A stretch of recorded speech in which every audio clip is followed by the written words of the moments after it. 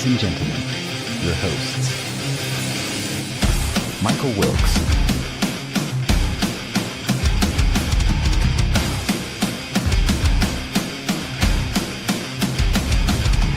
Angel Ortiz,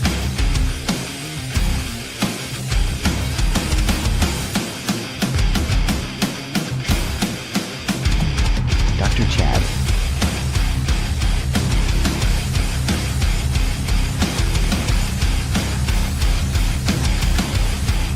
and Sam La Cavera.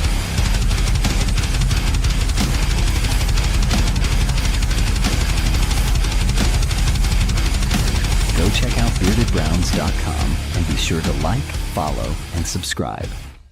Enjoy the show. Hey everybody, what's up? It's a full room today. We got many heads just floating around, just sitting here, just waiting to talk about your Cleveland Browns. It's going to be an exciting one. We got the boys from the Tuscarawas Browns backers group here. There's a special announcement Rich is going to make, but before he can talk, I'm going to talk before you, Rich. I'm sorry. I know you're excited to announce it, but slow down. He said, I'm just playing. I'm trying. We got a lot to talk about, man. We're going to interview them. They got an exciting event coming up, and they got more things down the pipeline they may want to talk about. We're going to talk about some Browns news. Someone did not get past their physical. We're going to talk about that. We're going to talk about the Browns pulling out of the proposal that they have. We're going to talk a new segment. Should we believe that? Mike is going to get into his mock draft, and we got a special thing happening. Sam came to me and said, hey, I think we should have fans do a mock, and I think we should post it live on show. And I said, Sam, that is why you get paid the big bucks, and that's what we're going to do today. We got 4 mock drafts from people that follow our page on the Bearded Browns podcast, and they posted it on our page, so we're going to share it with you today. And you guys can grade them. Let them know A, B, C, D, or F. Doesn't matter. Let them cry if you don't like it. They're men anyways. Men need to cry occasionally. Right, Sam? We talked about that before. It's okay to have emotions, man. Yeah, it's okay to have emotions. We're Cleveland Browns fans. It is okay. But now we have a new sponsor to help with that as well. Yes. That's the thing about it. Being a Cleveland Browns fan. You either have some emotion or you're just done. You just don't have any emotions. Amen to that. Right? If you live long enough as a Browns fan, you're immune to anything. And that's where I'm at. But nonetheless, Rich, Jason, thank you for joining the show today. Thanks for having us. So, Rich, you were telling us a little bit about something big that happened for your Browns backer group. You want to continue? Well, this year there was 4 spots open on the PLC for the Browns backers worldwide, and so I'm going to just say, I got picked for it. I'm extremely honored. There's only 10 out of 374 spots. Then I got picked for one of them, so I'm extremely happy. I just started this a year ago. Then it escalated more and more. Then the other guys from the PLC board elected me, so I'm extremely honored for that. So what does that entail? What responsibilities do you have? Basically, with this, they break down every Browns backers chapter across the world geographically. Then I oversee all those chapters. So I make sure they're doing their bylaws that the Browns have, make sure everything's in line. If they need help with how we did our chapter, getting alumni, helping them out with shows, they call me and I help them out. Nice. Well, congratulations, sir. I know we went to that bowling event last year, and I'm sure you guys are going to do it again this year. So stay tuned for the announcements on their page. And I thought to myself, man, this Browns backer group is a little different. I mean, they're different as in like good different. They're organized. They're put together. They are putting on a really successful event, and I'm pretty excited to see that all the hard work that you guys put into it, you get some fruit out of it, even if it's more responsibility on yourself. That's okay. Yeah. It's worth it. It's worth it. The best of both worlds here. You got the best sports podcast in Cleveland and one of the best Browns backers clubs. Hey, I just want to give a shout out to Rich. He is the heart and soul of this group in Tuscarawas County. he's always up to how can we make it bigger? What can we do next? How can we help the community? Without him running this, we'd be nowhere where we are for successful and for memberships. So I have a pleasure of being his VP. Mainly it's the gopher guy. So he's like, Jason, I need this. Go do it. And I'm okay with that. So I let him do all the talking with all the athletes and everything else. I'm just there for his support. But I can't be more proud of Rich of what he did with his club in the last year. Angel Sam, same thing to both of you guys. Yeah. we are just one happy best ever people here. Don't let these guys fool you. They use me like a cheap suit. They're like, hey man, we just found out Chad ain't gonna be on today. You come in 2 minutes. Well, it's kind of what I do to Jason. That's kind of what I do to Jason. So. Hey man, Angel's still getting his beard trimmed up at the barber. He's not gonna be able to make it. Angel's kids puking everywhere. Can you please come on?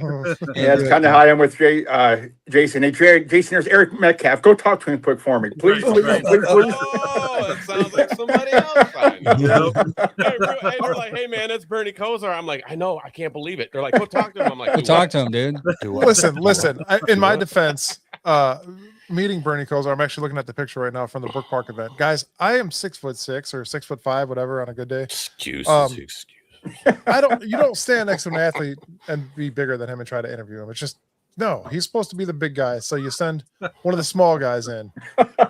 Yeah, and with that being said, Sam did a really good job cold interviewing. He actually kicked out like a News Channel 5 reporter that tried. He did. He was very good. He was very good that day. He was like, she's like, who are you? Man. He was like, who are you? I'm the bearded Brown star. Back up. I'll hit you with my beard.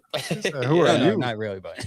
No, everybody. Hey, I was being courteous. I was waiting my turn, and they wanted to cut. I don't care if you're Fox 8, Channel 5, CNN, ESPN. You ain't doing that. We're the best sports podcast locally, guys. Get it right. What's up, everybody in the chat? KP Young. What's up, Earl? What is up, George? Thank you guys for tuning in and putting. Jen. What's up, Jen, in the chat? Oh man, my eyes are getting bad. I need glasses. I can get thicker glasses here soon. So. What other event do you guys have coming up on the calendar that you guys are excited about? Well, April 11th, we have a Cleveland Indians legend. 1980 Rookie of the Year, Joe Charbonneau will be coming down to Shenanigans for a meet and greet from 1 to 3. And you guys are all invited. Like I said, Charbonneau was probably one of the most down-to-earth guys I ever got a chance to talk to. So he's really looking forward to it. Sent me a nice video about him coming down, looking forward to it. The community's buzzing about it. So it should be a good one for us. Yep, so autographs are $10 or 3 for $20. Nice. That's reasonable. Very reasonable. Yeah. George is asking. I thought he was asking questions for them, but he's asking questions. I'm like, well, you got questions in the comments. Dog. You guys are big, dog. We have gone over that a few times, but obviously the Ravens were a pretty good team, so why not? I mean, we're all pretty happy over that. I mean, the scheme's going to change here dramatically, right? And nobody really cares what number Shedeur Sanders is, 12 or 2. I care. I do because I wasted money on 2 jerseys now. There you go, Rich. I waited two jerseys I bought. So you should have bought this jersey. You spent I bought that one too. You spent $100 and some on the jersey last year. By the way, that's why I don't buy jerseys. It's not because it's also too because Eric Metcalf was the last jersey I ever had, and he got traded. And I told myself I'm never going to fall in love with a player again. Yeah, but you got to look at it this way too, Rich. That might be that might be the jersey to have because that's going to be the OG jersey. Feel me? Yeah, it's true. Not only that, like Mike's hat. We go to the Super Bowl and he's the quarterback, and you're gonna be like, I had the original OG. The original one, yep. Not only that, Rich, if you want to still utilize that shirt, fold it or cut the one out and just number 1 Tuscaloosa Browns backers. There you go. And then now you got your 2 jersey. How do you guys feel about I'm not picking on Shedeur, but players in general that do that? Like Shedeur specifically, people ran out and got his jersey. I even said, like, don't go out. He's going to eventually switch it back to 2. I knew he would, even if it was. I didn't think it would be this soon, but it's sooner than anticipated. I knew he's going to go back to 2. And the only reason why he didn't get 2 is because the numbers already had. And Evan had a a rule on quarterbacks having Yeah. single digits anyways. But how do you guys feel about players changing their jerseys after being the best-selling jersey in the NFL last year? Well, this is the second time it's happened to me now because I bought the JOK 28 jersey. Then when Fannin got drafted, I bought the Fannin 88 jersey. So I'm kind of used to it by now. So how about you, Jason? Not a big deal. I get it. Rookie classes, they don't have a top pick for their numbers that they want, so they got to earn their way and earn that number. So it's just part of the business. Yeah, I guess you can't get it. I don't buy jerseys anymore because I've talked about on the show before. The last 2 jerseys I bought was maybe 2 years ago. So it was JOK. And what happened? I felt like a bad omen. And the other one was Chubb. I'm going to finally get me a Chubb jersey. Yeah, that's it, dog. You just confirmed it. I am not allowed to buy any jerseys at all unless I go get another team. It might work. Maybe I got to use this, but reverse psychology. Maybe I got to get a few Pittsburgh jerseys. Yeah, TJ Watt. Oh, come on. Just get a custom one. That's all you need. Yeah. I end up buying a custom one. Because so far, me and jerseys is bad juju. So I just can't get another Browns jersey. So I'll just, I don't know, get my own name on it. So we'll see. And, just getting back to our event, we have some great raffles, too. We will have a Joe Charbonneau autographed jersey, Andre Thornton autographed jersey, Lenny Barker autographed jersey, Chris Sabo, a Mark Price autographed jersey, a Mark Price autographed basketball, and Ron Harper game-worn autographed shoes as well. Those are for auction or for sale, right? They're going to be for like a raffle. Raffle. We'll have baseballs and photos to purchase there, and I believe Rich was able to pick up a couple jerseys, right? Yeah. Yep. Nice. Yeah, it's a good event. Give the date and time again. It'll be April 11th from 1 to 3. Then since we're just jumping on this one too, June 13th from 11 to 4 at Hall of Fame Lanes in Canton, Ohio, will be our bowling event. Oh, you switch it. It's at a different location, right? Yeah. Okay. Yep. Well, because we tried to demographically, a lot of the players wanted to come down, but a lot of players didn't want to travel as far. So we kind of went to the happy medium for them to get some of people like Bob Golick to come down, Tom Darden to come back down, a little closer to them, make it easier for them. So for somebody I'm more interested in the planning behind it. How difficult is it to find? Now, this is boring stuff for Browns fans. Like, this dude's just boring. What the heck is he talking about? I don't care about planning. How difficult is it to find a place central and then find a place to hold the amount of people you want? That's what we looked at too. Like I said, nothing against the bowling alley we had last year. Wabash Lanes is absolutely great. They were very humble to us. They took care of the guys. But we partnered up with Toys for Tots. And the Toys for Tots is basically out of Stark County.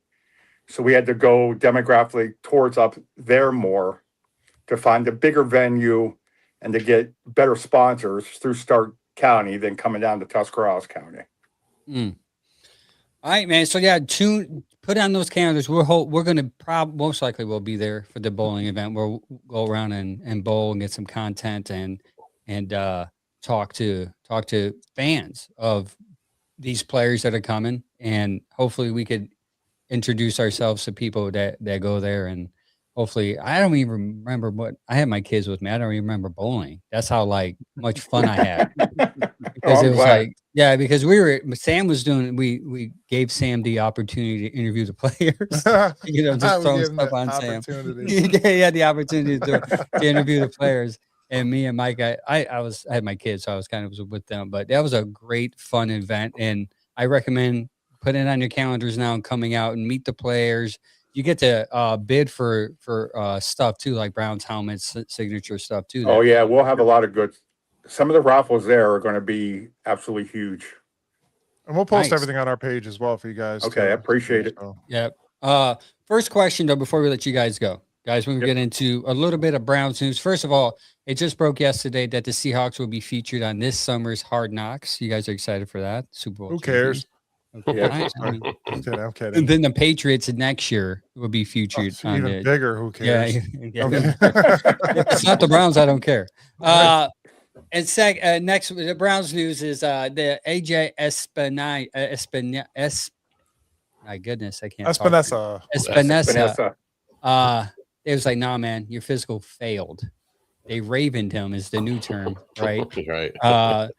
So what do you guys think about that? I mean, he was an edge rusher. He was a pretty excited guy to get in here because he was going to be like the guy that they just come in, I'm assuming, just for pass rush opportunities. But now he's not even able to play. I'm glad they caught it now instead of later. So that's a plus there. Yeah, I'm happy about it. You know, I mean, they pulled out that checkbook, looked at it, did a couple numbers, and they're like, nope. Your knee just doesn't sound right. That cracking. I'm just getting old. No, you're good. Okay. Yeah. Sam, what about you? Yeah, I was like, man, this feels like a shade of Max Crosby again. Kind of talked about it. It was like, yeah, we're gonna get you psych. No, we're not. And I was like, okay, well, like Rich did say, because we talked about it. I didn't see why or what was the holdup on his physical, but like if it's something that they didn't see or they weren't aware of, obviously, yeah, you don't want to make an investment on that. So, yeah. So I mean, I'm like, all right, well, there's some more money now. Where are we putting it? You know, so that's what the Ravens thought, but we were talking crap about them a couple weeks ago.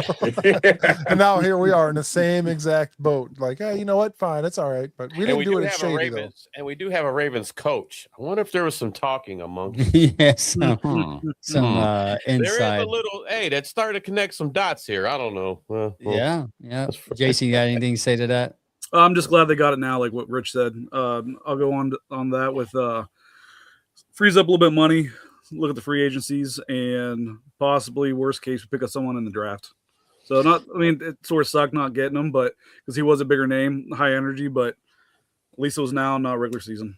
Yeah, that could be it. They could have saw somebody in the draft that they were like, you know what, this is more interesting, a younger talent, maybe a first rusher. I mean, never know.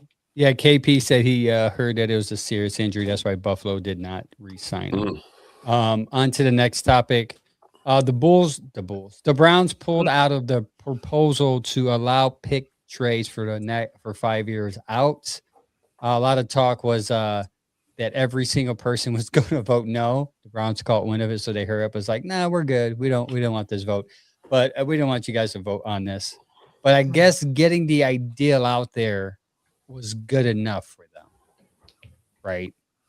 So I was talking to James Frank, and he said, now that this is null and void and not happening, the Miles trade is out of the question because that's going to say that. Yep, I was just going to say that. Not out the question for that. You said not out the question. Never out the question. But it can happen. Well, sure. We'll get into that. We're getting into. That's why I'm trying not to trip on that. Rich, what do you guys think about that proposal of 5 years out trading picks? Well, I kind of agree with what Mike just said. I think there was probably speculation, but that's what they did for Miles. But since they voted down for it, then that's why not to jump to what you guys were talking about. But I think Miles won't go anywhere now. At least we won't trade like 5 first-round picks for Dak Prescott or something. Yeah. So. Yeah, at first I thought that was a trap waiting to happen. Like, oh, we just outdid the Deshaun Watson trade. Is what we're setting our stuff up for. But I agree. I think it was just anticipation of getting something huge off of a Myles Garrett trade. But yeah, I don't see him going anywhere. And I think it's crazy to give out 5 years worth of draft picks. These guys aren't even in college yet. If you look at it on the perspective of on the other shoe, like these kids are a senior in high school, where 5 years out before they're even in college, or even younger for the talent, at least for watching those guys. It tells me that with what they were wanting to do on the 5 years out is that they're still got that open wound and bleeding from the Deshaun Watson trade. And they're trying to recover. They're like, hey man, we can't get jabbed like that again. So we would like to space this out a little bit over 5 and not have our first 3 first-round picks null and void on a big contract. So, yeah, I thought it was kind of comical. I go, well, I wouldn't say, though. I will say this. I won't say that won't never happen. I just don't think that now it's going to happen this time. There might be, you got to get more of them guys on board. Now if they said they had 4 or 5 or 6 owners talking about it, it's a different story. But that's them trying to still sop up them wounds from Deshaun. So I think for them it was a different strategy of how to trade, and I can respect that. So I see it from the angle of, hey, I would rather trade 3 years out as opposed to this year and next year and the year after. So if I can keep my first 2 picks for the next 2, for 2 years, keep my first round picks, and then trade my last 3 round picks the next 3 years, that'd be better for me, because from a strategy perspective, let's say you want to trade with Buffalo, who's looking to get their Super Bowl window expanded a little bit. Eventually, toward the end of that 3 years, their Super Bowl window is going to go down. And you would hope that their picks are higher than 20, 25, 30, or 32. Yep. And then they're in the teens as opposed to 30, 32. So that's the way I saw. I saw like, wow, Andrew Berry's is pretty smart. I mean, maybe he wasn't thinking it this way. Maybe I was thinking it this way. So I don't want to think for him. Like, he's seeing it from a future perspective. Like, we get to keep our first round picks for the next couple of years, or even space out. Like Sam said, like, space it out. Don't trade my second first round pick, wait 2 years and trade the next 2. I think from a strategy perspective, I thought it was genius. And I think though it failed, I thought it shows how smart, and people aren't going to like this, our front office is in forward thinking. And that's now pretty that Paul DePodesta's gone, we're good. Anyway, amen to that. Quick point here. This might make some people mad too, but think about it. This were to happen and the offer came up. This is probably why they did it, to put feelers out there for the league. Hey, what would you do for Myles Garrett? Say somebody came about and was like, I'll give you 3 1s and 2 2s, 2 2s, not 2 2 2s, 3 1s and 2 2s. Yeah. In that 5-year span. We give you 3 1s and the 2-2. And for the record, I don't hate Buffalo, but they're not going to win a Super Bowl anytime soon. Mark my words. No, yeah, I just use them because I think if they give them a pass rusher, it increases their chances, as opposed to, I mean, you would trade them to NFC team, not AFC. You would give them to Dallas or Philadelphia, because they always seem to love Philadelphia. But yeah, that's a good point. You would want to get fillers out there to see if we do want to or if there's an opportunity for us, let's see what the opportunity comes of it. Not that we want to, but we did reconstruct his contract to make it easier for him to move. That's all I'm saying. Don't want to beat a dead horse on that, but people are just tired of hearing it because they don't hear it. They want to hear one perspective of it as opposed to another one. But nonetheless, Browns pulled out that replacement refs is the next topic I want to talk to you guys about. What do you guys think about the replacement refs? To me, I don't really think it matters too much, because being a Browns fan, you're always going to complain about the refs. Yeah. So it really don't matter. I mean, I'm sure there's very good, if it comes down to it, very good college refs. As long as it's not the SEC refs, we're fine. So, because they don't know how to count in the SEC. Ken McDonald said, "What's up, guys? Here we go." Brown says, 5 of my favorite people in one room. That is true. We are 5 of people's favorites. That's awesome. Yes, we are. Thank you, guys. How about you, Jason? What replacement refs are you ready for it? Because it seems like it's trending now. Yeah, we'll play it out. We'll see how it goes. Can't get any worse, right? Get ready for Bottlegate 2026. When I talk to people about it, that seems to be what people say. It's like, well, it can't get any worse than what they are. And that's pretty scary to have your fans sit there and be like, and that's why the NFL is probably like, hey, our fans don't care. So bye. We're going to get these other guys in, and we're going to test that out. My biggest worry with this is that it's going to be a bunch of new guys. They're going to be all gung-ho and trying to call everything. On everything. Yeah, that's my worry, especially with our offensive line. I mean, last year I would say we wouldn't make it. Yeah, there's absolutely no way last year that this line would have made it without probably 75 penalties, just the offensive line alone. Some new refs, but hopefully this new line could change that dramatically. Sam, you want you got anything on that? It's scary. To me, that's scary, man. Yeah. From the Cleveland perspective, though, or just a fan perspective? Just in general, the football. I mean, that's just anybody these are guys that aren't used to doing the speed and of the NFL. Okay. These guys are great. I'm not taking nothing away from these guys, but I mean, this happened in 2012 and there was a lot of bad calls. There was a bunch of bad calls. Clip that. And just called the refs great. No, yeah, well, there was horrible calls, man, and that could be a repeat now. I mean, bringing these guys in, I'm hoping they resolve this issue, and get these guys, get the reps back in here. But last time we had these replacements, man, it didn't turn out too good. And actually, there was September 24th, 2012. 2012. I was bringing it up. Go ahead. Was the fail? Go ahead, Angel. It was the the Fail Mary play. And it went down where Seattle Seahawks beat the Green Bay Packers on a game-winning touchdown pass from Russell Wilson, which was contested, and there was debacle going on there, and they waived it. They gave it to the wrong people in a nutshell, and they gave it to the wrong team, the win to the wrong teams. So, I mean, that's a big mistake. And then once that's done, so. Yeah, and that was just one of many big mistakes that year.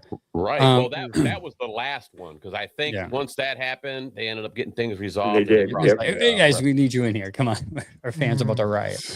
So my perspective on this is this: 2012 is different than right now because of technology. I think NFL don't care about these other replacement reps coming in, because they're going to lean heavily on technology now. They're going to sit there and be like, ooh, that's a little sketchy. Let's go to the booth to make sure that was the right call. There are going to be a lot more booth reviews. There's going to be a lot more booth changing the calls, because eventually the train is on the track and you're going to see robots and the sidelines, not like actual robots, but they're going to use technology a lot more when it comes to first downs, when it comes to reviewing plays, when it comes to even penalties. Yep. If a ref calls a penalty and it doesn't seem to be a right one, they're going to have a way to override that and say, nope, we're going to fix it, or that play stands. So I think the refs, it's going to be called Amazon Logistics Referees. Analytics. Yeah, Earl, the man booth, says replacement refs equals a lot of equals increased injuries, and KP Young says the NFL new Netflix movie, The Replacements referee version, coming soon.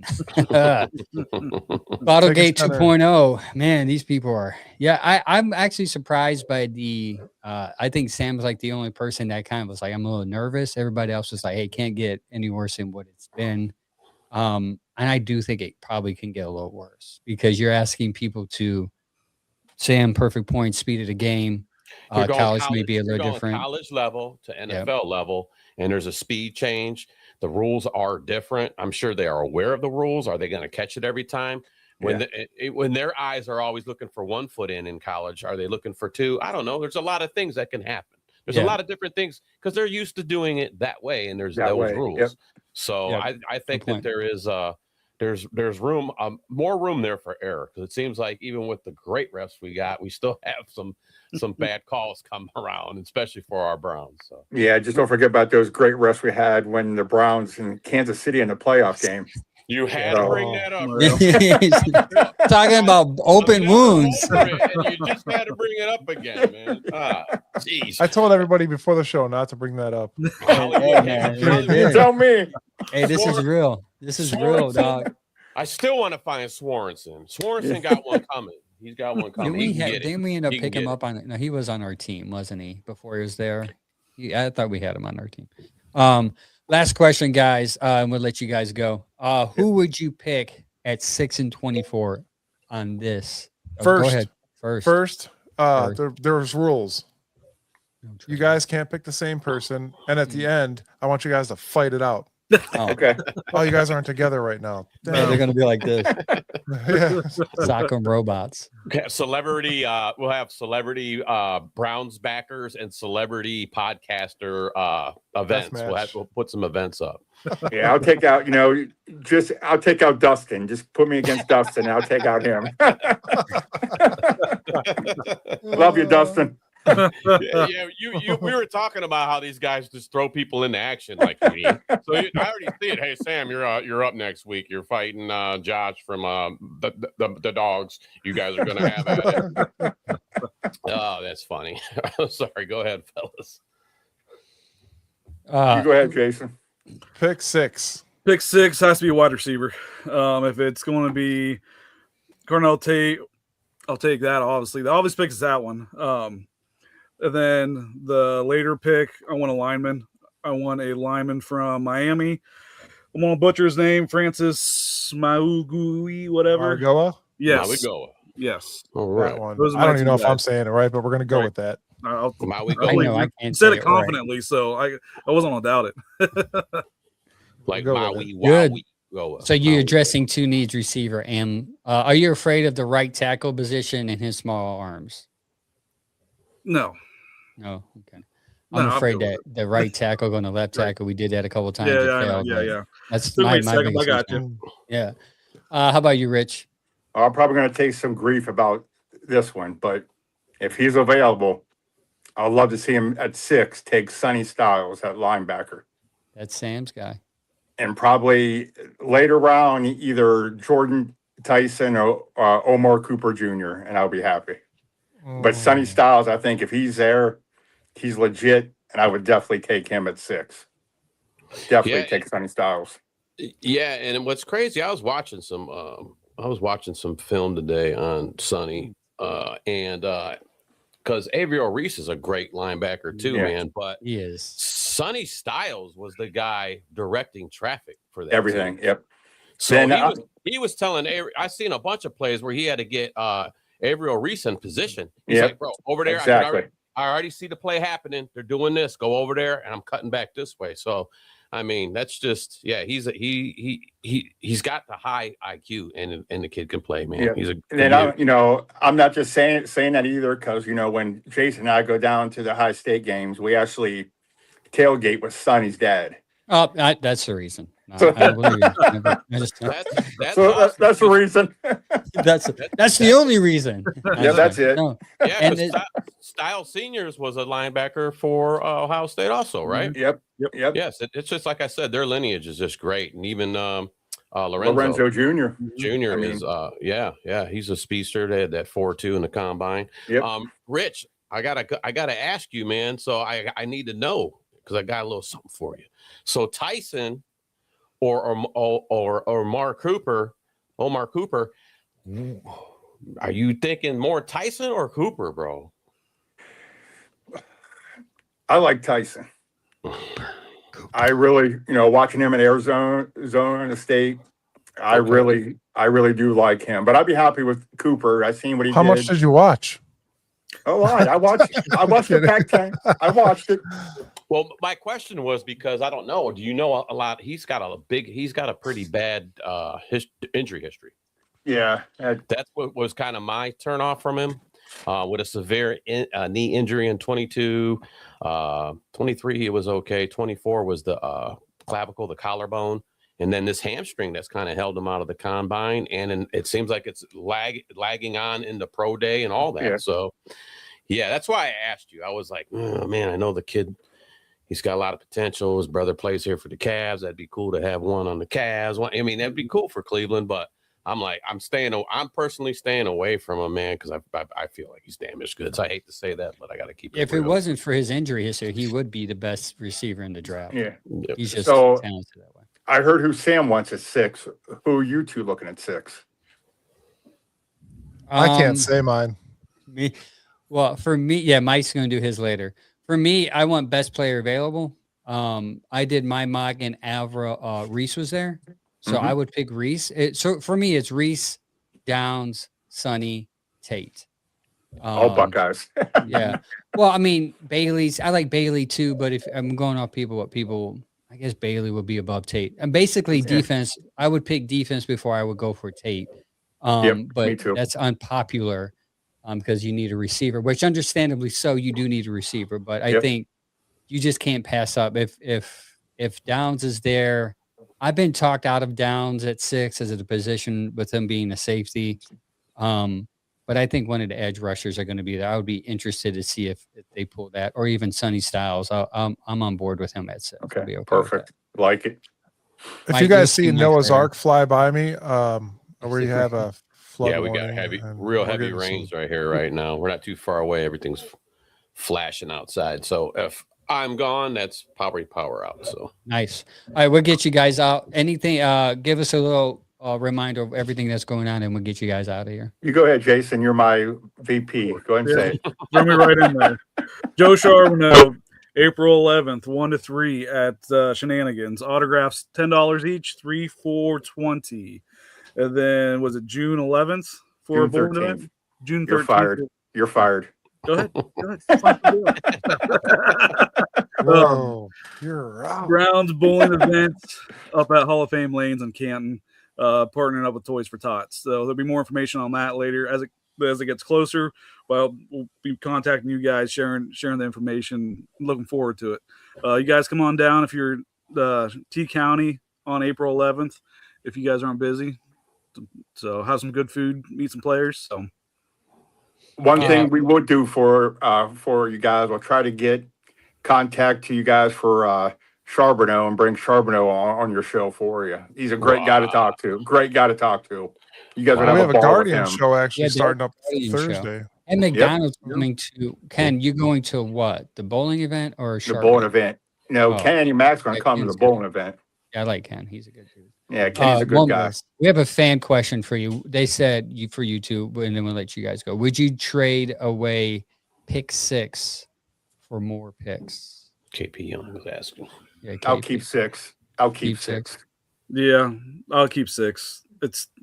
Keep 6. We did the trading last year. Let's keep 6 this year. Yeah. Yeah, in mock drafts, when you pick one guy, you just see a lot fall off. I'll tell you that. Just a Mhm. matter of a few picks in the mocks that we've done so far. Man, I hope my power doesn't go out. All right, guys. We appreciate you guys coming on. We'll have you guys on before the event. Appreciate you guys. Always Yeah, a I'll pleasure talk for to you you guys. guys Always a soon. pleasure. All right, bye. Thank you guys. Absolutely. Thank you guys. Later. Thank you guys. Later, We'll see guys. you soon. We'll see you soon. I'll be at one of these events. Come down there and check y'all out. Sounds good, man. Appreciate it. All right, brothers. Yep. See you, man. Later, guys. Cool dudes, man. That was fun. Like Well, as them guys. always, for sure. Yeah, that was good. Their events are fun too. I don't know if I can make that Charbonneau one. I wish I could. But I don't normally think, Sundays I- is family days. Yeah, there I might be in Strongsville or Independence. I'm not sure, but I'll figure it out. Let me know. I'll let you guys know. Yeah. But yeah, their event, that bowling event, I'm excited for. We need to go to that. And just hang out. I don't know if I'll bring my kids this time. I talked to the wife. I kind of just want to go around and talk and not babysit and maybe do some interviews and not put it all on Sam.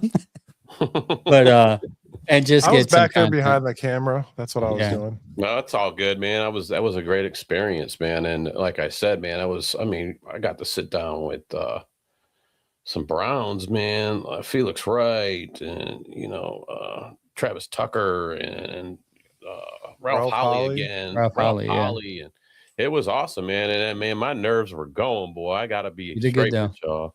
But it was awesome. Yeah, I like the hats off to Rich and Jason. They do great things, man. And like I said, the Toys for Tots and all that. So definitely got to get down there and check them guys out. They're good people.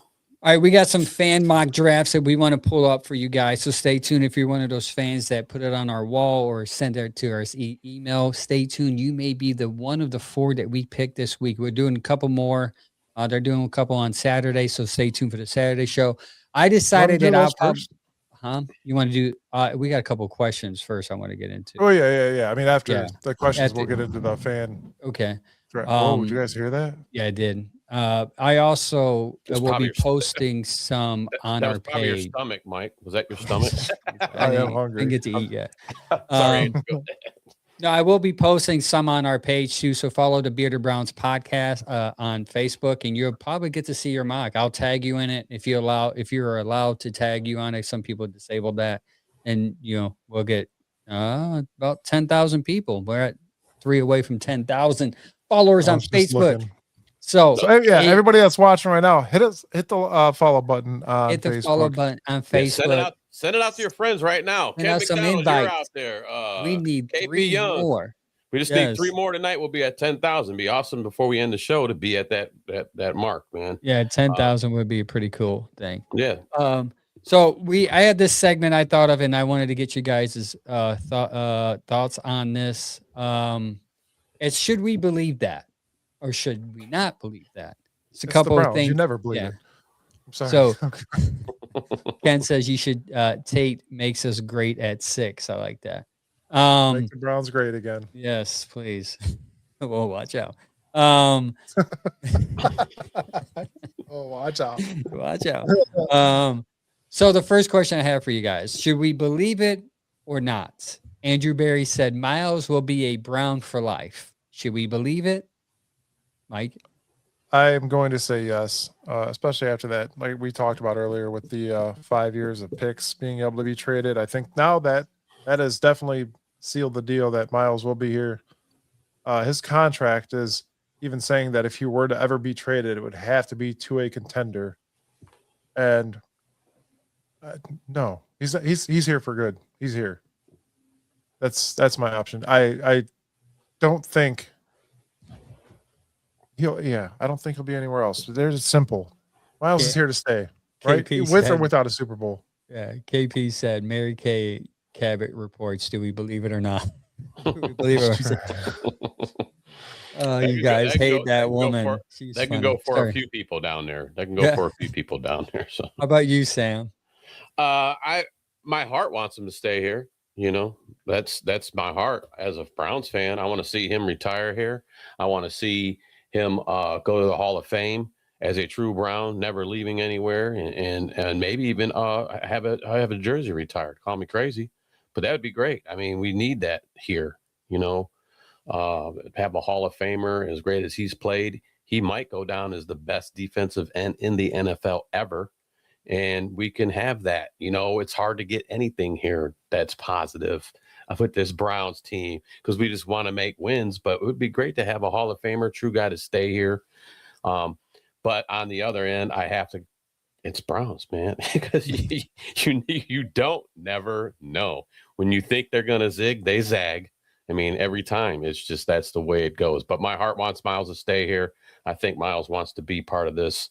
And but the big thing is, too, and I'm going to touch on it real quick, though, is when you're playing at such a high level, and now he's going to be 30, so he's been in the league for a while, your goal, I would think, in any sport, me and Angel kind of talked about it the other day, is to get to that Super Bowl.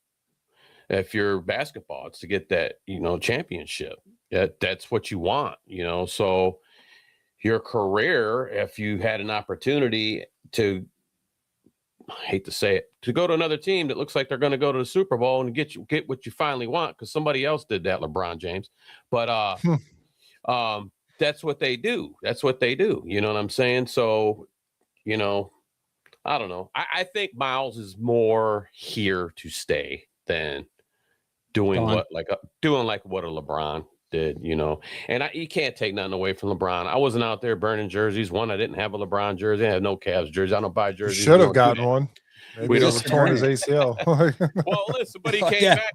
You're the reason why we won the championship. So appreciate it. But he did come back and we won a championship, which was great. But like I said, And then rolled out again. Yeah, well, I mean, that's just his MO, man. So that doesn't make you a legend, by the way, too. So you have to have a little bit of. So you think you believe it? I believe he's staying here. I don't think Miles is going anywhere, and I want to see him retire here as a Brown, and like I said, get inducted to the Hall of Fame as a true Brown, and then, like I said, maybe retiring a jersey, number 95, being retired here in Cleveland. 2 more quick things before you go, Angel. His player accolades are awesome, and that alone is going to be, like Sam said, a Hall of Fame deal for sure. But quit speeding, bro. Can you do that? It's like, I mean, whatever He's you like, do. you see this number? Mike's like, I It's want you to 95. stay, but stop This number's speeding. 95. I can only do 95. I go no less than 95. I got to go 95. 95, dog. Here's my take on that. He said that Miles will be a Browns for life, and I don't believe it. I just don't. I don't think players stay around on the same team for life, for long, forever.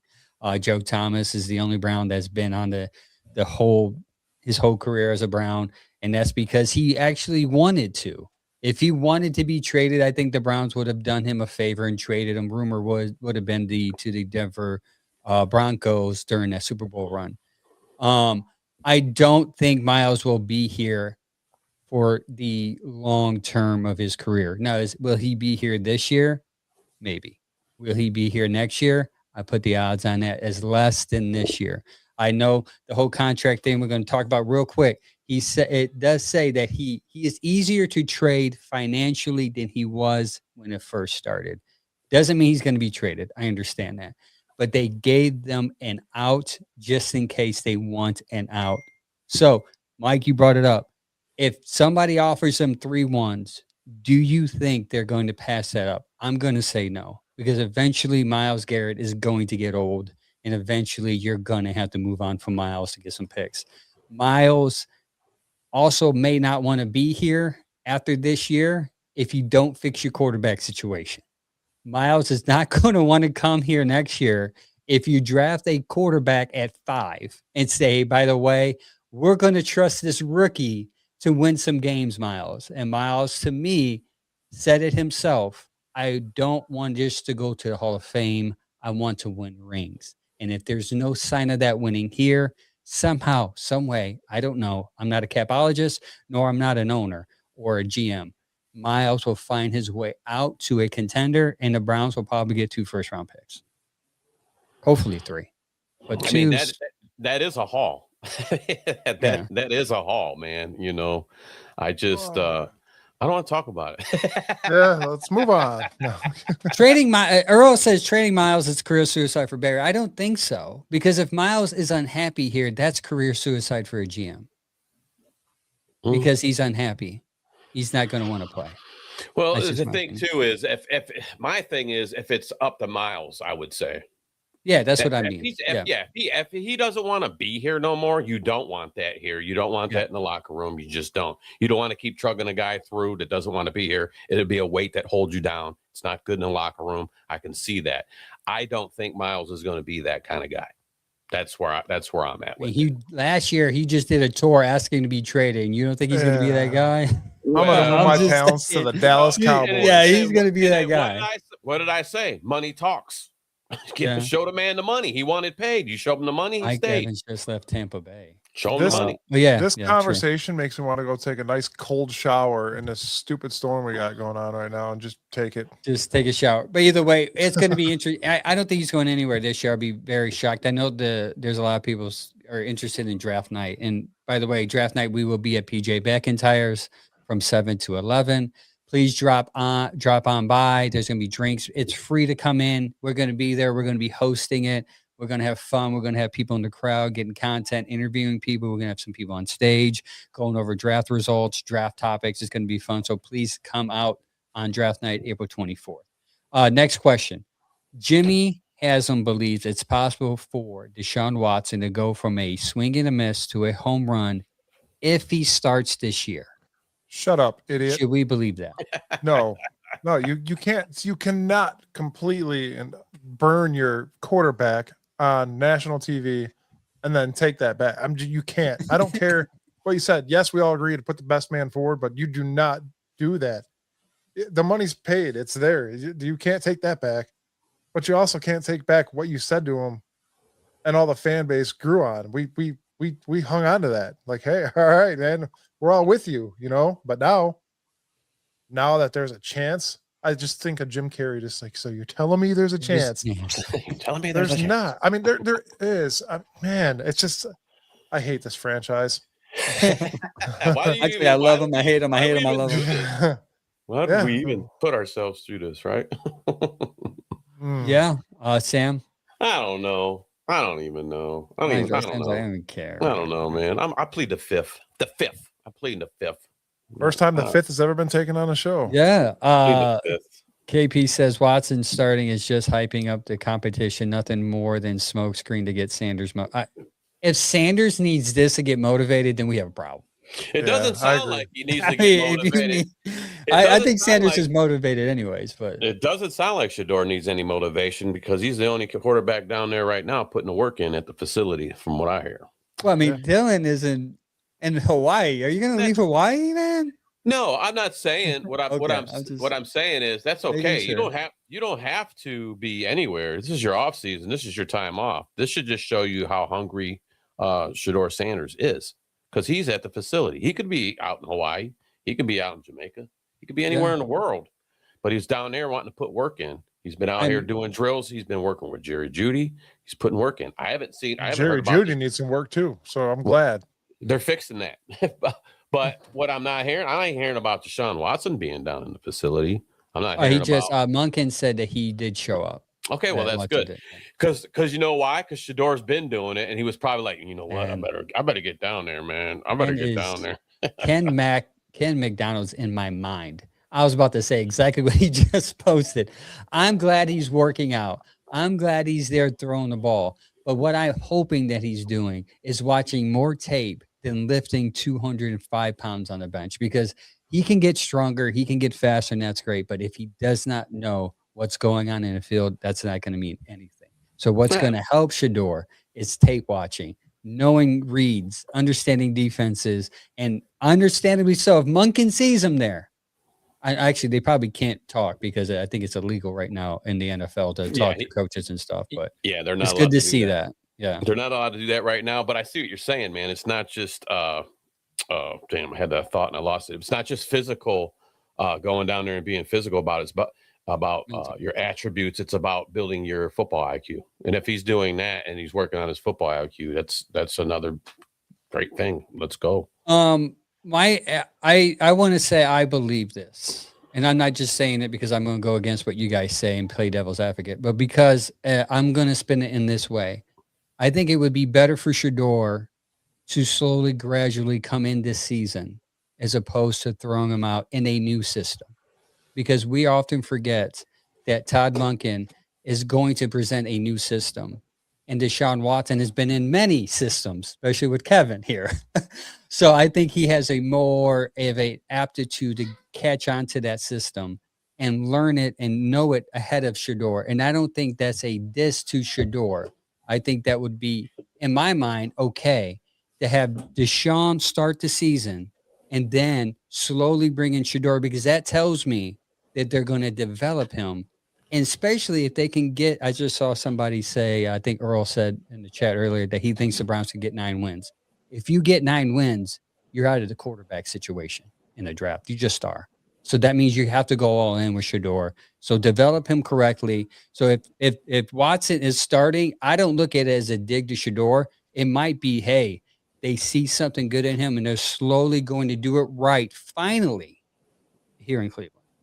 I agree with you to an extent, Angel. I think that whatever Munkin does, whatever quarterback he picks, I think he's going to schematically put that together for whatever quarterback's there, obviously. He's not going to try to trip up the quarterback again and get him off the field. Obviously, Deshaun Watson has injuries, so I kind of agree with what you're saying. Maybe Deshaun can get out there and he starts losing games, then it's time. It's just not working. He'll never get it back. It's over. And then let Shador obviously adapt to it some more. So I agree to an extent. But if it comes down to Shador understanding and being better, Yeah. Then like we've always said on the show, this whole offseason so far is put the best man in. Yeah, it would be. It's going to be hard for Watson because coming off injuries like that is not as easy as people are portraying it. Oh, 4 is going to come. 4 is going to come. 4 is going to come. It's like, guys, I mean, he's been injured for like 6 years. He hasn't played a full season in 6 years. So I'll pump the brakes on that. But it would be, I think Haslam believes it. So I believe it. Whoa. Go ahead. You said Haslam believes it, so you believe it? There's another first for the show. Yeah, I think Haslam believes it. Haslam says what he believes. Andrew's a guy that you kind of like dissect what he's saying.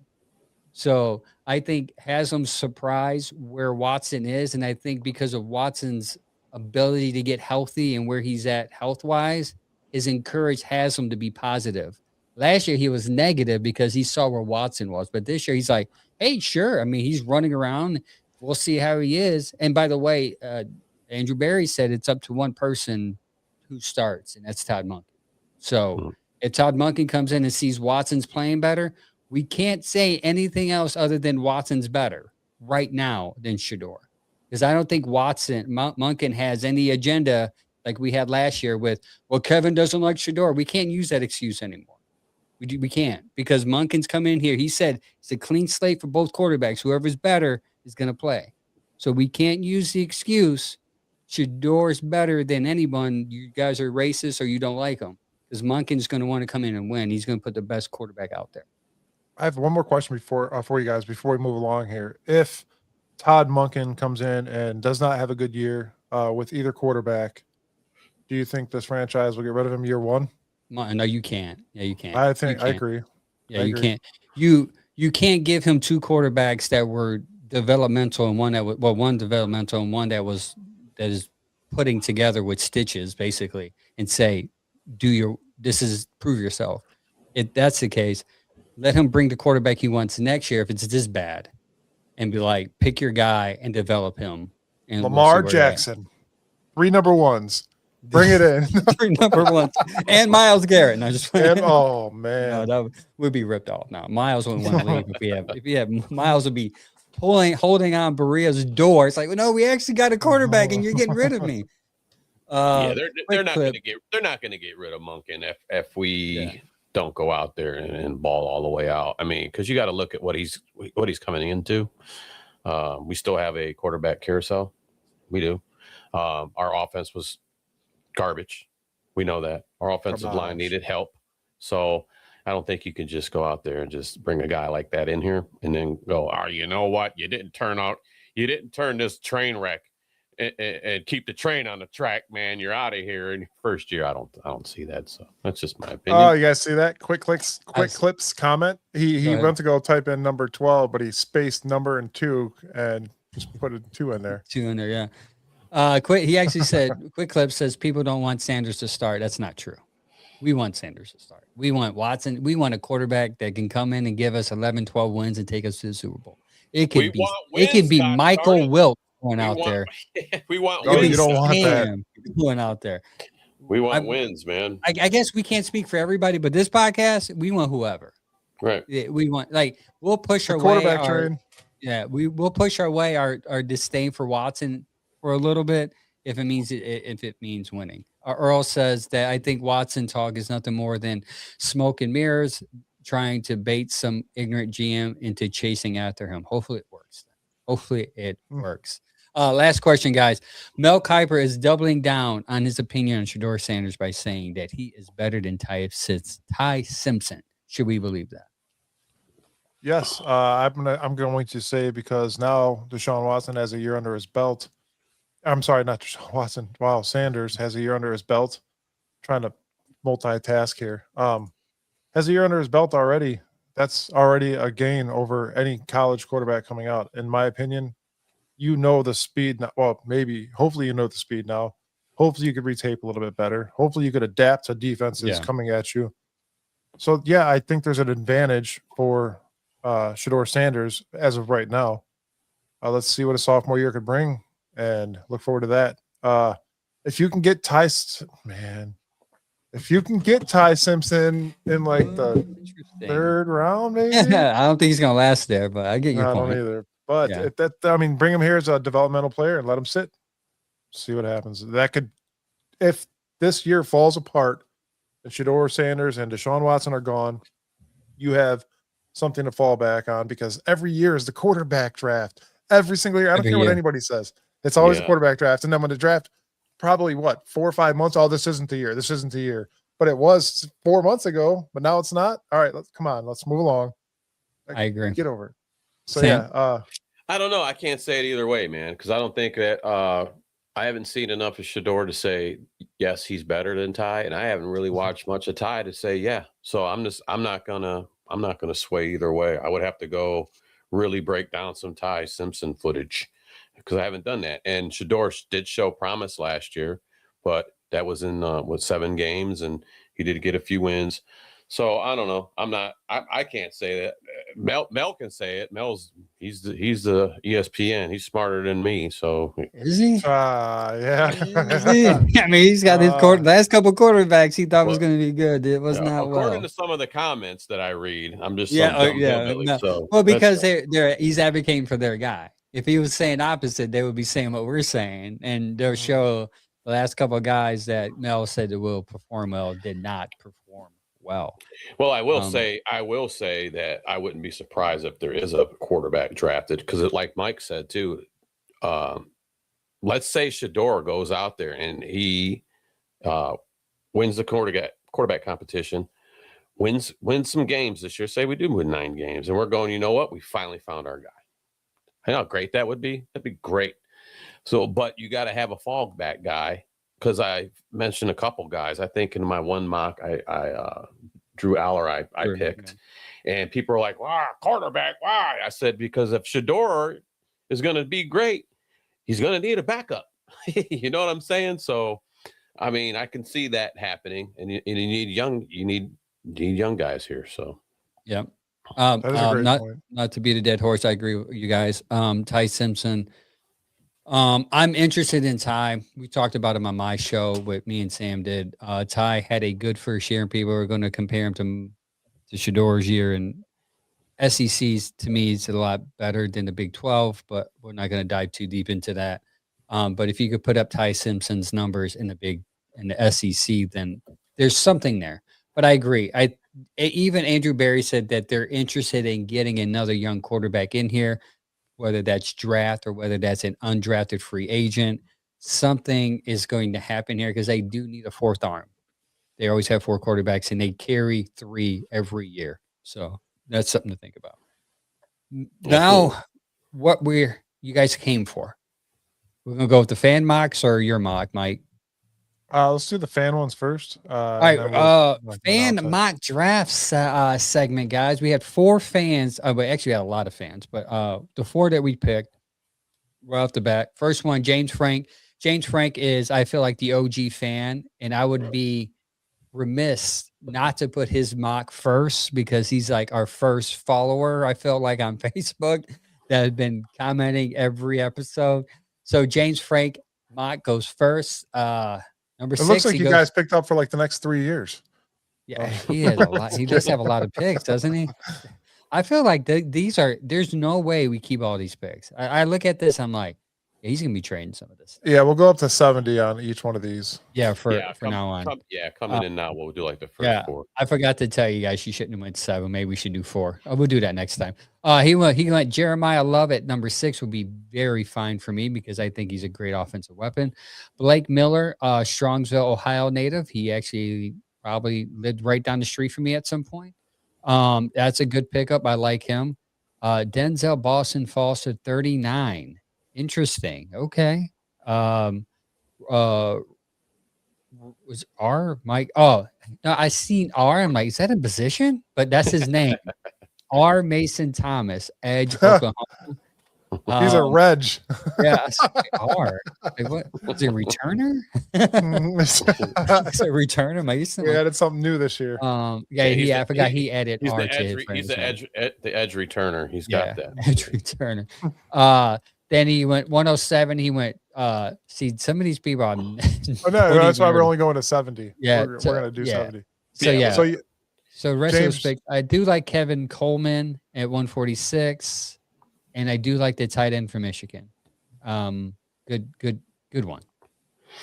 So James Frank, that's pretty good. I like the Jeremiah. I like the Blake Miller. What do you guys think? I don't think going after a running back right now, man, is just, especially at the number 6 pick, is just. Oh, I know he's a different running back, man. Value. Yeah, you're right.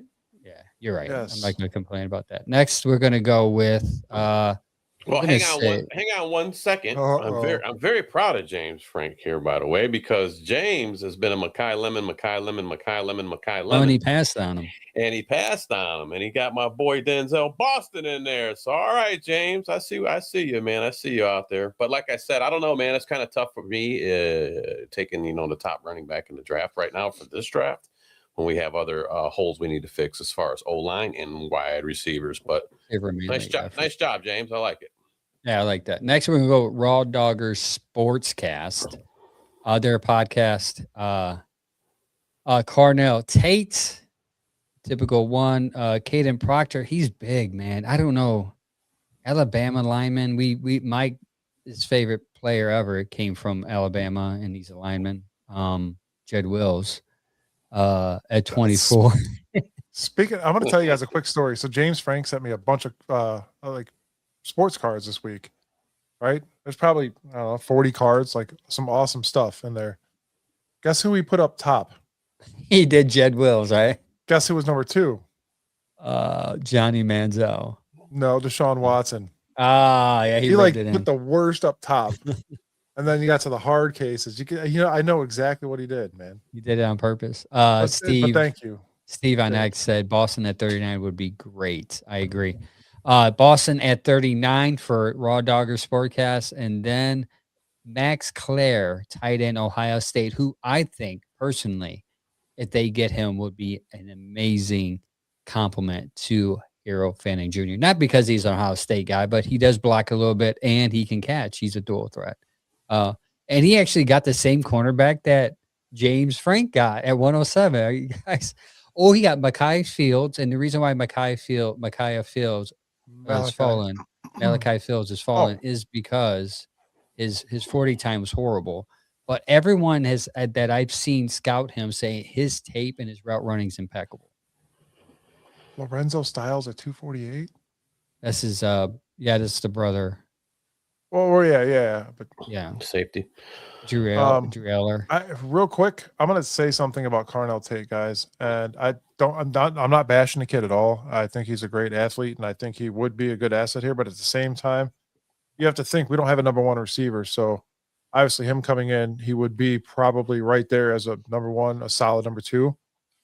You have Jeremiah Smith on the Ohio State wide receiver core.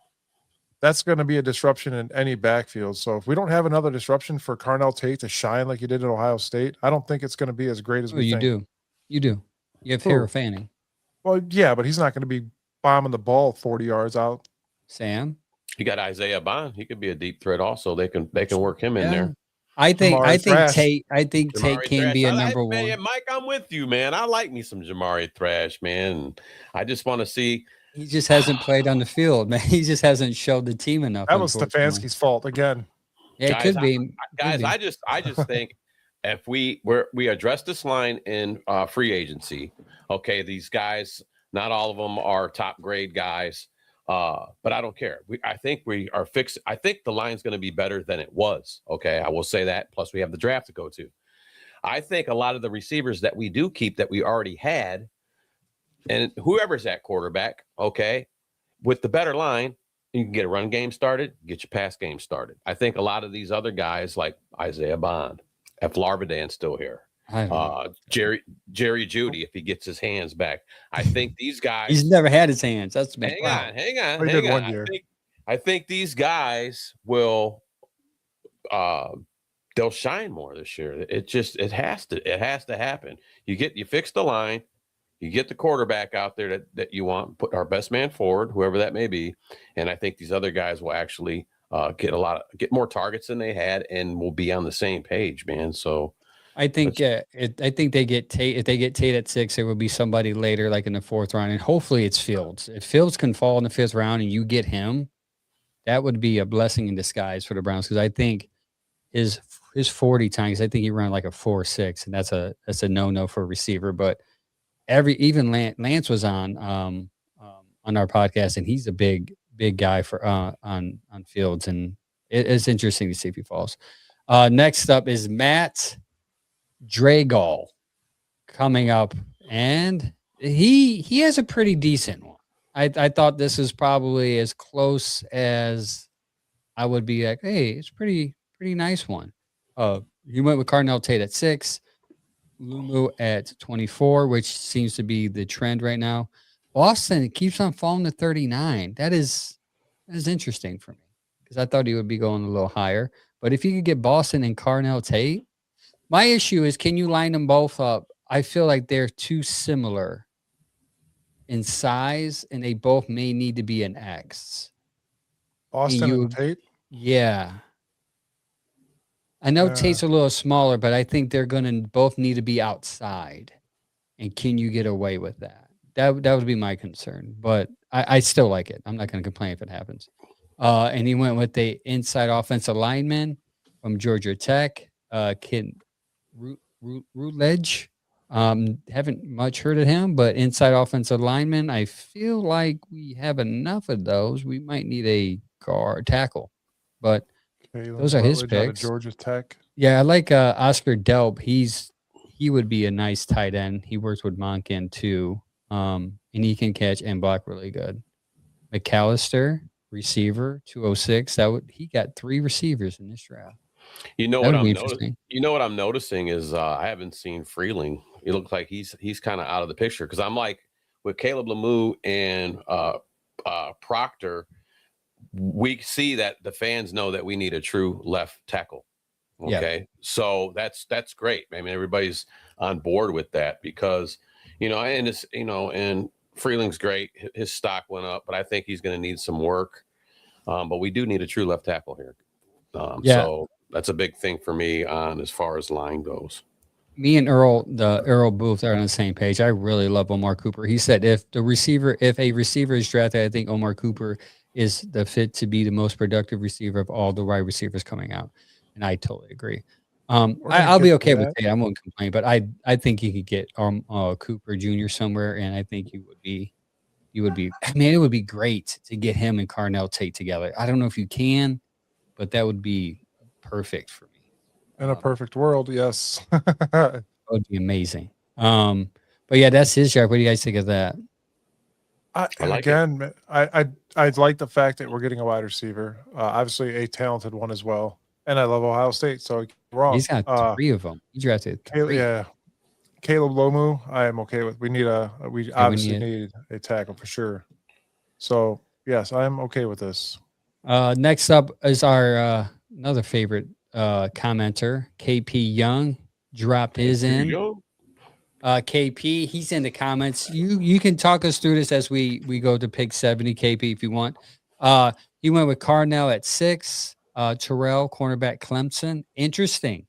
Now, he's been in our text thread because me and Chad and Mike has been talking about exactly what people aren't talking about, and it's how you drafted KP, because you need a corner nickel and you may need a safety, considering they only signed the tender for 1-year deal for our safety, and I think he's going to be an upgrade, that safety from Toledo anyways. So he went with receiver, corner, safety, and then offensive guard. No, that's interesting. That's very interesting there. Like the corner I can justify because you do need a nickel, but not that high. I would do $39.70 for a nickel. I'm with you on that. Yeah, cornerback. That's kind of high for a cornerback right now. But I don't know. I mean, yeah. MJ Emerson hasn't been signed back yet, so that is a position of need that you're probably going to need. But yeah, that high is it's kind of high. Like Angel said, that's for me. That's kind of high. Yeah, he said that he wants to make sure he had depth because Emerson is not under contract, and also it is right Ward's last year. So I mean, that's an understandable pick. Mm-hmm. But I feel like the need there should be receiver or lineman, because you got your receiver first and then lineman, offensive lineman, and then I would have went best corner or safety at 39, and then from there. Pat, I'm hearing good things about the center from Indiana there, Pat, and I heard that he's not going to be around at 206. as somebody the Browns can target too. Last week we had Shane draft a center in the 3rd round. So Yes, I saw that. Okay, every time he posted that, I wanted to get to that. But yeah, who did he pick in the 3rd round? I can't even remember who it was. You gotta go back to it. I gotta watch. And that. he's sticking with it. He said I'll still do it. You don't pick a center in the 3rd round, man. Even Chad was not here watching. He's like, for real? Like this is am I being punked? Earl, man, once you put yours together, send it to us, man. DM it to us. I would love to see your mock draft. You said I can't put one together until I know what's going to happen with Batonio. If he retires and the center becomes priority number 1 of the offensive line. I agree. But I don't know if I would draft him in the 3rd round. Priority. Yeah, or the man booth. We'll probably put up another thumbnail for fan mock drafts, and you can if you could get it in by Saturday, that would be great. Yeah, you could put yours in that, and like we said, we're going to try to do maybe some on Saturday, some are for the Morning Brew Show for fan mocks, and some on Tuesday. So we'll try to get as many of you guys, trying to get to many of you guys as we can. So want to make sure everybody gets to voice their opinion in this draft coming up.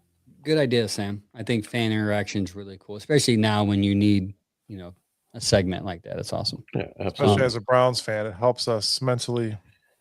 Well, and it's nice to see other people's angles on things too.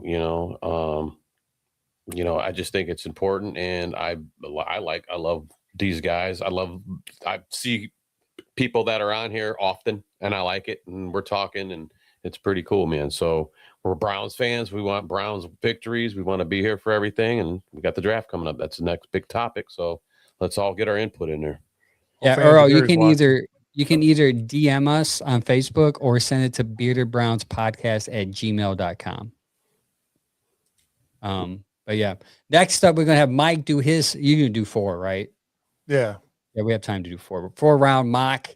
I'm interested to see where Mike's gonna go with this and how this is going to fall. It's going to be live. It's going to be fun. I actually love we might do this when the season starts for next year, 2027. All right, we're not jumping the gun that far. It's funny though, because Sam was like, I'm sick of that episode. Yeah, Sam like 2 months ago was like, bro, it is way too early. I'm not doing no mock yet. Gary says I'm not doing a mock at all, but he really will.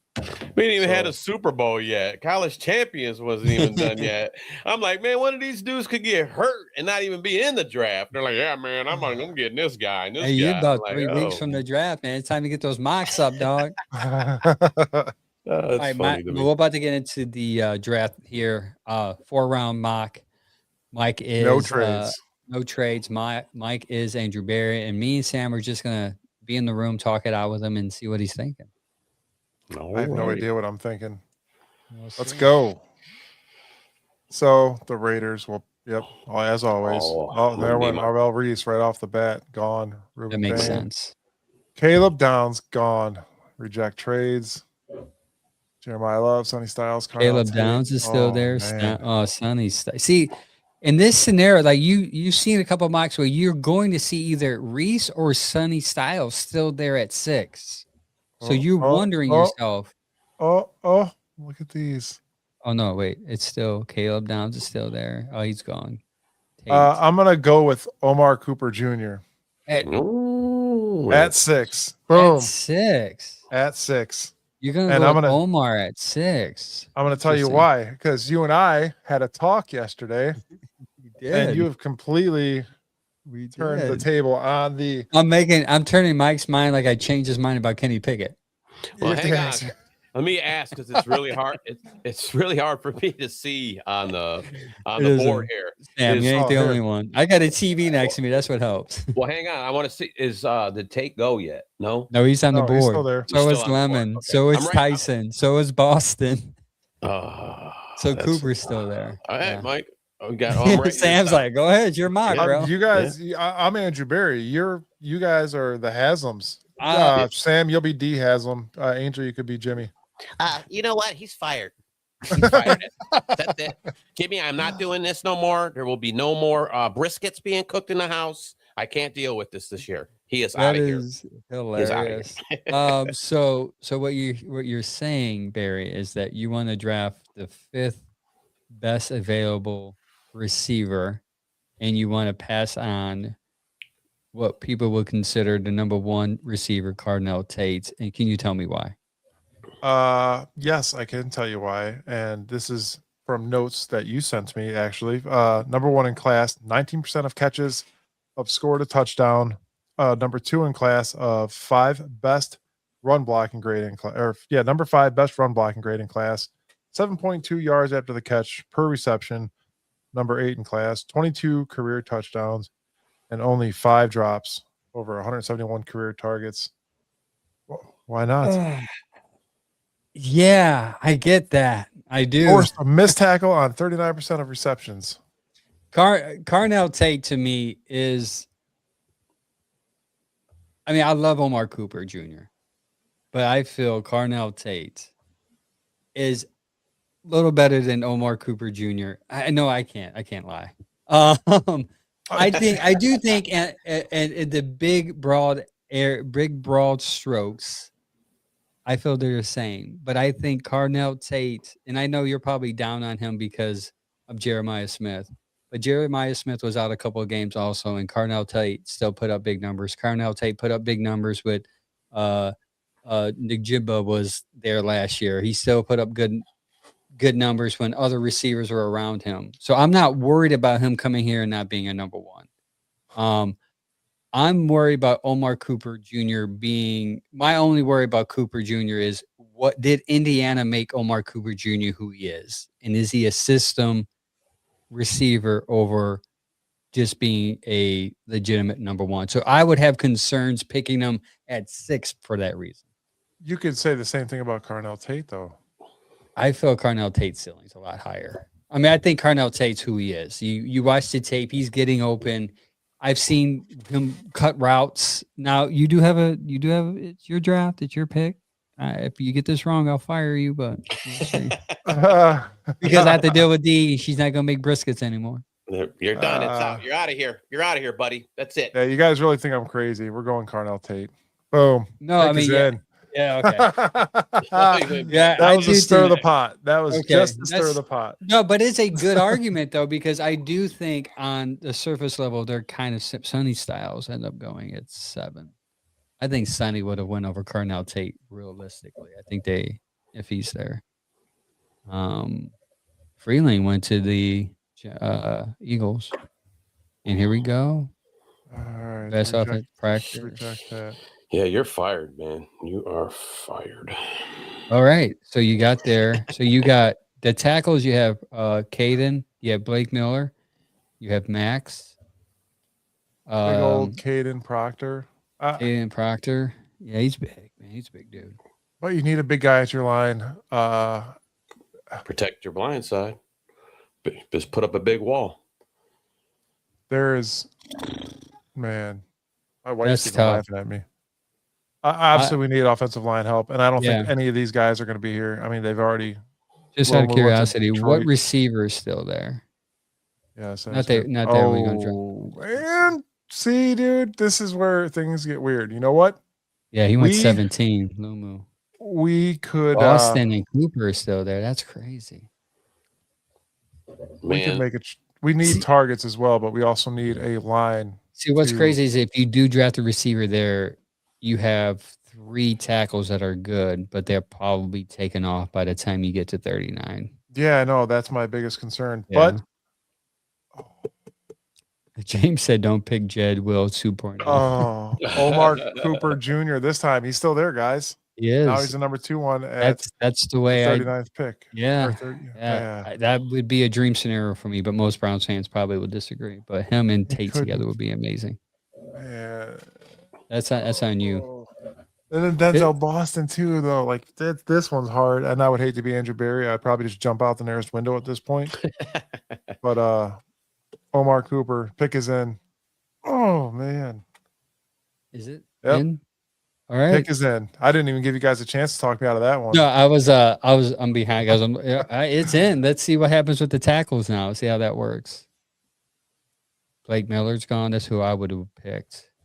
I like Blake a lot. Max is still there. We're gonna. He's still there. We're gonna Still- to go with him. Obviously, Still there's there. no other Is chance. he's gonna last? Oh, you He got is him, still there, dude. So That's we got our awesome. offensive tackle. We Yeah, you got your tackle. Got him. our offensive tackle. Now, from now on, I don't even care. No. Hey, let's go after a quarterback now. Dude, Let's see who's left in a quarterback here. That is sweet. You I got cannot believe two this. your best, two good receivers in your tackle. And Lance Riesling was pretty high on him. Let's pick up Garrett Nussmeier. Yeah. Actually, I do like Cole Payton, by the way. He can get in the later rounds, or I do like him. Another North Dakota kid. Yeah. Linebacker, corner, safety. Yeah, I'm looking to see what's still there, really. I mean, I like Rivers for nickel, and I do like the Arizona kid for cornerback. Genesis Smith is good. Wheatley is pretty Yeah. good. Those two, and Jalen. Yeah, he's at. I mean, And he's safety. 109 though. Yeah, he's at Yeah. 109. He's rated. I mean, that would be high. All right, we're in.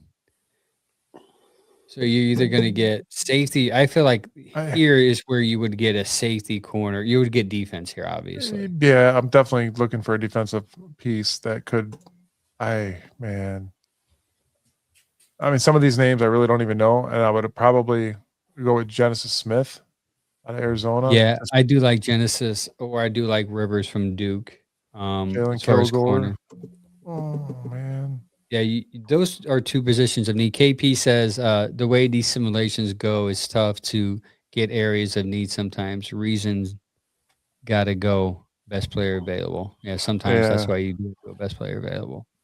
Yeah, James, we're gonna get somebody in the backfield. James Frank. Yeah, Omar Cooper only had 5 drops. His hands are just solid. You know who's got a better not a drop rate? Denzel Boston. Should we look at kickers first? Okay. Dude, let's go get for a Genesis kicker. Smith, man. Get some more help in the backfield That's good. for the defense. That's a good And pick. there it is. Oh, If you man. if you win a kicker, I would have posted that on our page just to see just get engagements. That's good. That would have been rage baiting there. For Well, sure. we've done it. Yeah, we've done it. supposedly. Mike takes 2 quarterbacks at 6 and 24. Oh, what the? Oh, because we traded Shador and Watson. Now we need to replace them. There you go. Dude, that was a good simulation, man. So you got your 2 receivers, you got your tackle and safety in the first 4 rounds. Yeah. And I wonder if Andrew Berry would do that, if he would see that, if he grades the offensive tackles the same at some point, and he'll go like, I can get him in 39. I can get this receiver now. I can get 2 solid ones. I really just don't think it's realistic. That's all. I don't think it is either. I agree. Well, when I did mine, I went Tate in Boston. I mean, so, you know. Yeah, 2 receivers may be there, though. You're right, Sam. Like, it may be Tate in Boston, maybe Tate Omar, maybe Tate and some people like Casey Concepcion. There's, but Kai Lemon is a Mackay Lemon, possibility too. So, I mean, like, yeah, because when I did mine, I did the same thing. I took 2 wide receivers first, and then I went to line. But yeah, Mike, that's I can get on board with that. Yeah, and Ed, no, it would be hard to pay 2 receivers top end money when free agency comes for both of them. So for that argument perspective, that's why it would be hard to put. But at the same time, you get second round monies. Still, you have to pay them and extend them if they're both good. But that's a good pickup, man. Tate, Cooper, Max, Genesis, and interesting. Yeah, I mean, it'd be great. Like I said, it's highly unlikely, but you never know. I did like 4 or 5 last week, guys, and no bull crap. Every good offensive lineman fell off every single time I picked Carnell Tate. Every single time. But today I got somewhat lucky there. Yeah, you're like the Omar Cooper thing. If you can get 2 solid wide receivers that will for sure show up to pair with Jerry Jeudy, and Fannin and everybody else involved in catching the ball, man, I think it's just going to be a force to be reckoned with. So picking up 2 wide receivers at 6 and 24, if possible, 2 big names like this would be awesome. But again, unlikely. Obviously, Max at on the line. Max Best available. And then that safety to fill up in the backfield, man. It is needed. We don't think about it a lot, but you've seen some iffy stuff last year, and it could be a key piece for this defense as well. Yeah, offensive lineman definitely is going to be. KP said same offensive lineman. We're going fast, couldn't grab, and it makes you wonder, like as a GM. And I know these are just simulations, and I know they probably have smarter simulations that they play with. They probably don't go on PFF and just randomly do it. They probably have like a next level type stuff. And he's probably thinking of scenarios, and he's probably doing trades and figuring out how can I move down here and still get this guy. So that's probably. I wonder if that's the fun part. If I ever interview Andrew Barrier or a GM, I'm like, is the fun part trying to figure out, is said player going to be here when I need them? Or is that, I mean, I'm sure it's stressful too, but just wondering the whole moving around the board to make sure you're not going to move out of the position to get the player you want and still get value. Well, I want to stress, for me, this is my opinion. Everybody can take it. Everybody's got their own opinion. Like Max Iancher is great, but he's a dominant right tackle. And for me, I think we are looking for a left tackle. And we could always bring this guy back. Yes, bring him back. You know what? If anything, bring him back. Who was that? I couldn't see. He said, "Yeah, bring him back." Who was that? He's censored. Even my camera got hates blurry. him. Jed. Is that That's Jed Cedric Wills at the combine. He said, "Forget it." Put that garbage. Why you got that, bro? Here, look, this is what James sent me. Right? Listen, in this order: Jedrick Wills, Dorian Thompson-Robinson, Deshaun Watson, nice. Corey Coleman, Cade York, Dustin Hopkins, winner, Cedric Tillman, Jerome Ford, Jamar. All right, so here, guys, this Jamari Thrash card is really sweet, but this isn't. I also got Little Hands, Dylan Gabriel. I forgot to tell you, man. That's crazy. My in-laws got me some of these for Christmas too. So I get my beard looking good. Everyone has them. Kenny Pickett hands. I get my beard looking good. But what we got to do is we have to rub that oil on it. We have to draft. we have to draft a receiver that's bigger than this. Okay. Yeah. We can't have no more little receivers here. We can't have little receivers. We need a bigger receiver. Denzel Boston, Carnell Tate, come on to Cleveland. That looks like a lineman mask. That does look like a lineman mask. But then he sent me this. I'm sorry, my mask wasn't a wide receiver's mask. This thing is wrapped up so tight, and it's a signed Jamari Thrash card with a piece of his uniform in it. That's sweet. With a piece of uniform in there? That's dope. Yeah, that's what she said. Nice job. Our pre-show was funny today. Yeah. Yes, thanks again, James, so much, man. That was James, that was cool, man. That's I have a onesie for Angel. He sent Angel a onesie as well. Yeah, he texted me. I was at my Saturday. You sent that to me. I was somewhere. He said James Frank sends you a onesie. I'm like, first of all, what went to my mind was like, what's a onesie? Like, I'm like, what they send me? What am I gonna do with a onesie? And I'm like, oh, I have a kid. That's why he sent me a onesie. It says extra large adult. It's even got the butt flap on it. Yeah. Well, yeah. Thanks, James. I'm gonna. I'll meet up with Mike this weekend. By the way, we got a draft meeting we need to meet up with. I gotta send you guys a message on that. Mike will give it to me, and then we're meeting up at. Yeah, we'll figure that out off. All right. Yeah, PJ. Yeah, don't come up there this Saturday, guys. Just again, real quick before we roll out, the Bearded Browns podcast party at PJ McIntyre's in Cleveland, located at 17119 Lorraine Road, Cleveland, Ohio, April 23rd at 7 p.m. Come down there and have a drink with us, guys. It's going to be a fun time. Brought to you by the West Park Browns backers at PJ McIntyre's Irish Pub. It's going to be a good time. We're going to have fun. We're going to talk about the draft. You might actually get to watch us wrestle live, because I'm sure somebody's going to disagree, and it's probably going to It's If gonna we be draft a quarterback early, Sam's going to fight somebody. I promise you. There's no reason for it. There's no reason for it. Everybody here knows it. We need wide receivers. We need offensive linemen, or you take the best player available, but not a quarterback right now. We don't need that. Man, Nope. I had Okay, you guys going. I was really gonna. KP said, Angel, I told you I heard something interesting about leaked possible pick at 6. Tate did an interview saying Munkin recruited him and that he has been in touch recently with the Browns and Munkin. I'm okay with that. But Sam did a couple scenarios where Tate went right before. Yeah, went to New York. Yeah. I think in Tate the went to draft, the so- Titans on one of mine. I Yeah, wanna say. Tate went to the Titans too. So if he's there, I wouldn't mind it. I'll be okay with it. We do But need then it. who would you go after that if he's not there? 24. If he's No, not there 6. at 6, if he's not Because a lot there, of people have Carnell Tate on their number 6 pick. well, yeah, if he's not there, then a defensive guy would be there. You would have to go with Sonny or Downs. Reese. Yeah, Reese might I- be there. Yeah, I mean, one of those guys will be there, or Bailey, edge rusher. I mean, yeah, I know you just signed Wright, but I mean, you can't not pass on. You need edge rushers, For especially some if you want reason, to trade Miles Garrett. every time I you was say going to say, Bailey, I I was just, start all kinds of smoke. They get drafted edge rusher. Miles is out of here. That's oh god. Here we If go. they draft an edge Get rusher your at 6, it would get your be popcorn. Miles trade watch that whole weekend.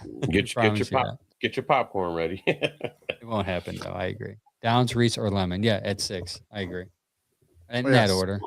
No, I'm not a big. People love Lemon, and I probably can see why they love him. I just want a guy that's tall, and I know Lemon's like 6 foot, but I need some guy. And I think Lemon's just too. He's like my size. He's skinny. It feels to me like he would be more of a slot receiver, and I don't think we need that. I mean, you guys in the comments, do you guys think we need a small receiver, lightning quick? Cedric Tillman.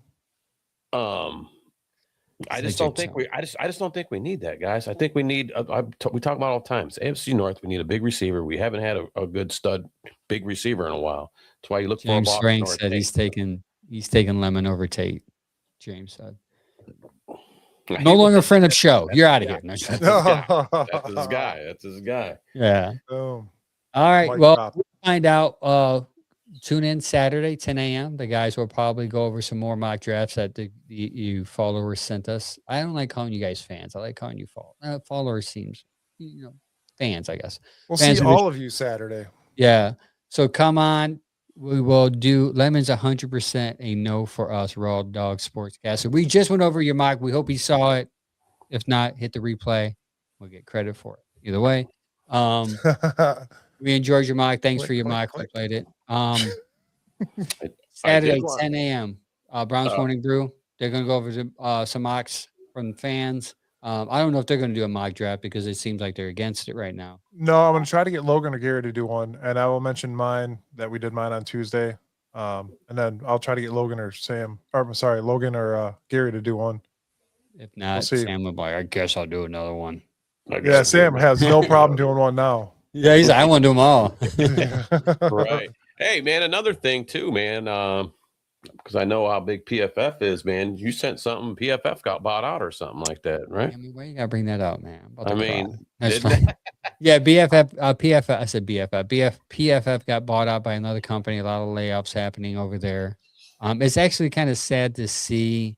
Like people are posting, like employees are posting on X saying, like, I started off here when it was small, and now it's this big thing, and they bought it out. So, I don't know if we're going to be using PFF because what I've been told is that they're going to try to keep it going, but with less people and the way they operate, because they watch tape and then they grade that one person basically watches that one person. So it's a complicated situation.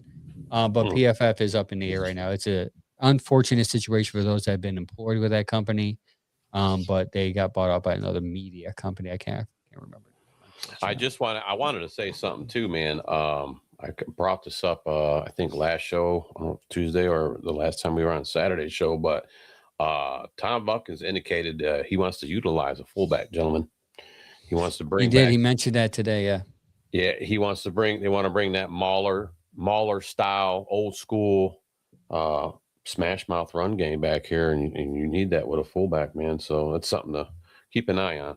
We'll see if they A either big body in the backfield that could also block for when Sanders runs the ball in at the goal line.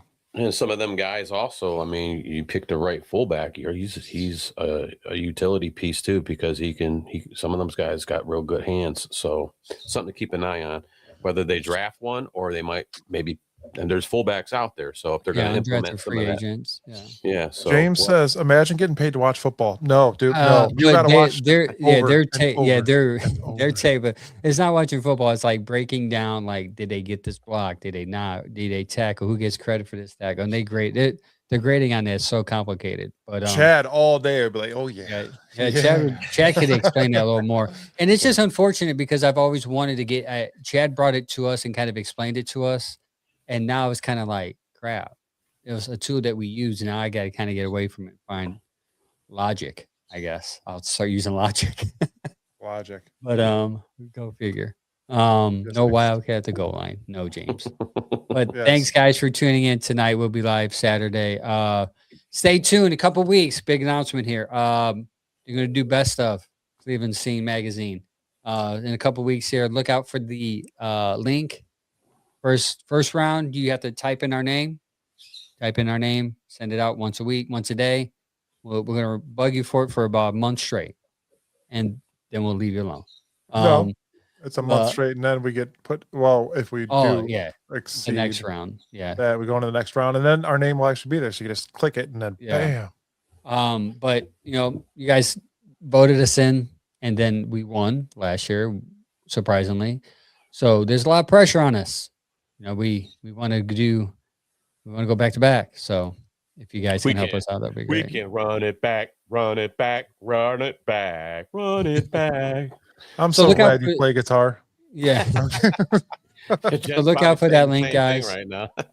Follow our socials. Go on Facebook. Hopefully we hit 10K by tonight. Instagram, we're at 780. YouTube, we're at 780. We need 220 on there to hit that 1,000. Where are we at right now with the 10,000? We almost there. You said 3? Are we up? Maybe I saw 3, but it's been going up and down all day. Did it happen? Man. Did it happen? Might have happened. 995. 5. Now we're down to 5. 95. It's been going up been going up and down all day. It's annoying. We hit 3 earlier. Yeah. If anybody's watching, you're on Facebook, just hit that subscribe button real quick or follow. KP Young, want to thank you. James Frank, Raw Doggers Sportscast, Matt Dragallo for participating in today's fans mock draft. Thank you guys. Let's get some more of you guys in here, and everybody on that in the comments tonight. Earlman Booth, Quick Clips, KP Young, James Frank. We appreciate you guys, man. We can't forget Shane, the star of the show. Shane O'Mac. Appreciate it. Rob Thompson. We really appreciate you guys. Ken, joining in on the combo, man, and being part of the show, man. We appreciate you guys. Yeah, follow the Tuscarawas Browns backers for more information as they come out with events. You can be in the know right away. If not, just follow our page. I'm sure we'll share it on there. Thank you to all our sponsors out there for sponsoring the show. Much appreciated. Until next time, at least till Saturday. Go Browns. Go Browns. Go Browns. We out.